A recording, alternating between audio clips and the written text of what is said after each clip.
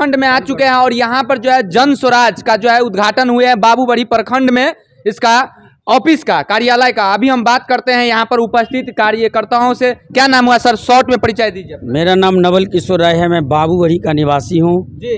मेरी मम्मी यहाँ की पूर्व में मुखिया रह चुकी है जी। और हम लोग जन सेवा में हर हमेशा उपलब्ध रहते हैं। पार्टी का यहाँ पे कार्यालय का होना क्या उद्देश्य है आप लोगों का? देखिए, आप देख रहे हैं कि विभिन्न पार्टियों अभी तक बिहार में सत्ता, जब से विधानसभा का निर्माण हुआ है तब से यहाँ लड़ते आ रहा है, लेकिन हमारे जन समस्या को कोई कल्याण नहीं कर रहा। अभी देखिए, अब सामने में है गड्ढा, पानी है, यहाँ कितने लोग एक्सीडेंट करके मरा है, 2-3 आदमी यहाँ से लाश उठाए हम लोग।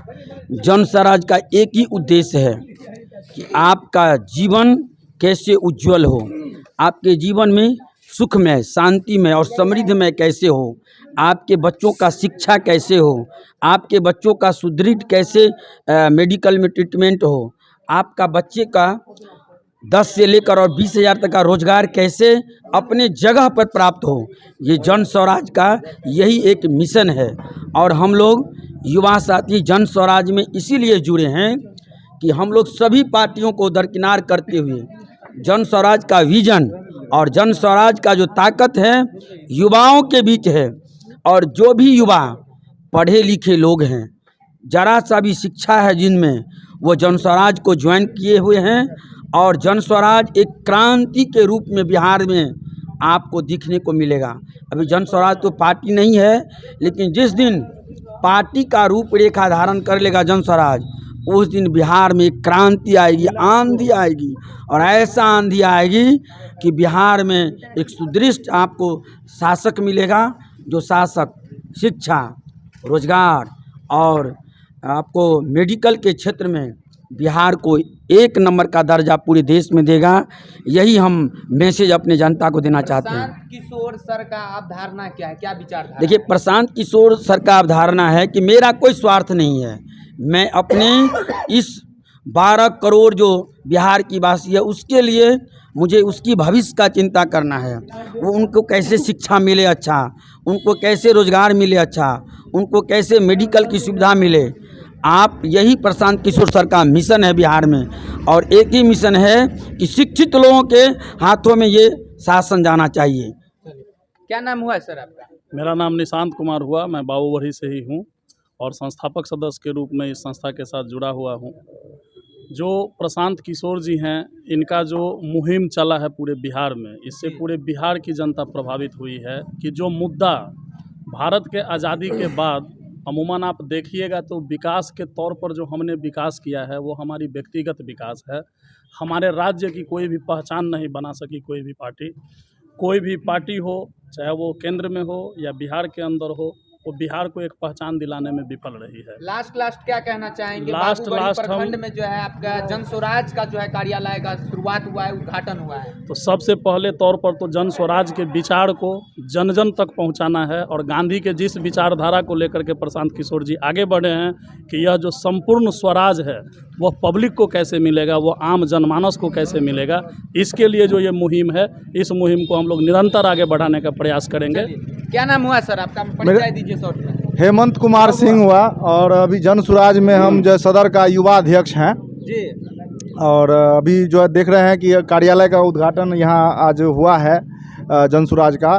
प्रशांत किशोर जी का 2 लाइन में अगर परिचय आप जानना चाहेंगे, प्रशांत किशोर जी का क्या विचारधारा है, 2 लाइन में हम 2 वर्ड में समाप्त करते हैं। बिहार को समृद्ध बनाने का सपना है इनका, हर व्यक्ति को समृद्ध बनाने का सपना है इनका। सभी नेता शुरुआत में ऐसे ही करते हैं, लेकिन धरातल पर विकास नहीं दिखता है जब चुनाव जीत जाते हैं। देखिए, इनका पहला ये स्लोगन है, पंचलाइन ही है, जनता का सुंदर राज जन स्वराज। तो जनता का जो सुंदर राज तभी बनेगा जब हर परिवार का जो पलायन है, जो रोजगार मिलेगा, हर घर के लोग युवा जो है सो रोजगार में आएंगे, तभी जनता का सुंदर राज होगा। जो प्रशांत किशोर है, इनका एक ही जो संकल्पित होकर के इन्होंने कहा है कि बिहार को समृद्ध बनाएंगे और बिहार से पलायन को 100% रोकेंगे।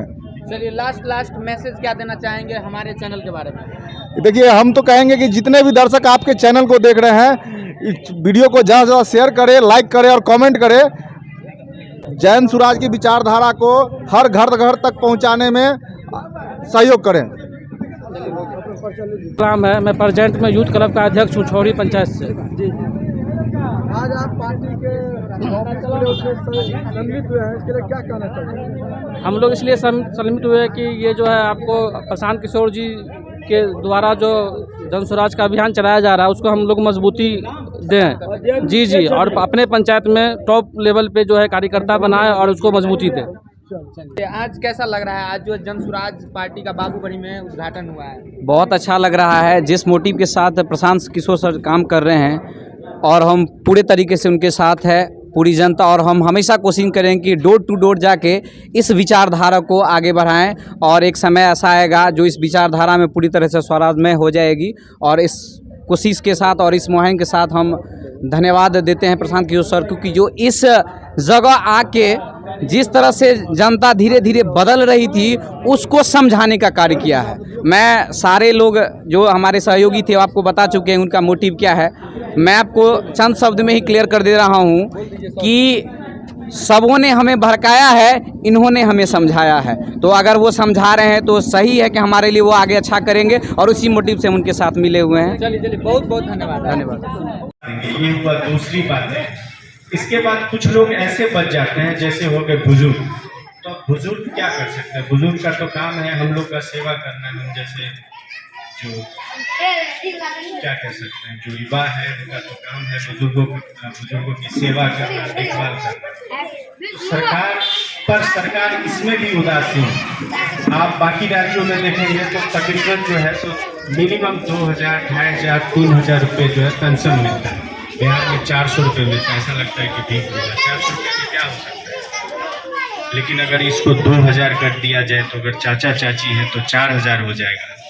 तो इन्होंने ये दर्द भी महसूस किया कि जो बुजुर्ग हैं अब तो कुछ कर नहीं सकते, उनके लिए रोजगार तो होगा नहीं, उनको तो सुकून की ज़िंदगी, बाकी बची कुची ज़िंदगी अच्छे से सुख से चाहिए। तो उनके लिए क्या व्यवस्था हो सकती है? पेंशन तो 2 से 2500, 3000 या 2500, 3000 जो भी हो जाएगा। तो आप मान के चलिए कि एक चाचा चाची को 5000 रुपये मिल गए तो वो अपना जीवन यापन अच्छे से कर सके। अब कई लोगों का ये मानना है कि बिहार में ये सब सारी चीज़ें कैसे होगी। तो मैं कुछ डाटा आपको शेयर करता हूँ। पिछली बार को शिक्षा तो चाहिए, कोई भी है, गरीब है, अमीर है, हर कोई ये सोचता है कि उसको अच्छी शिक्षा मिलनी चाहिए। अगर गरीब है तो ऐसा नहीं है कि उसको इंजीनियरिंग की पढ़ाई करने के लिए वो सोच भी नहीं सकता है, जो व्यवस्था अभी है। कुछ लोग सक्षम हैं तो जैसे तैसे पढ़ा लेते हैं, जो सक्षम है वो बाहर भेज देते हैं। जो सक्षम है उनका भी ऐसा नहीं है कि यहाँ पर बहुत अच्छे स्कूल हैं, इंजीनियरिंग कॉलेज हैं, उनको भी अच्छी शिक्षा के लिए बाहर ही भेजना पड़ता है।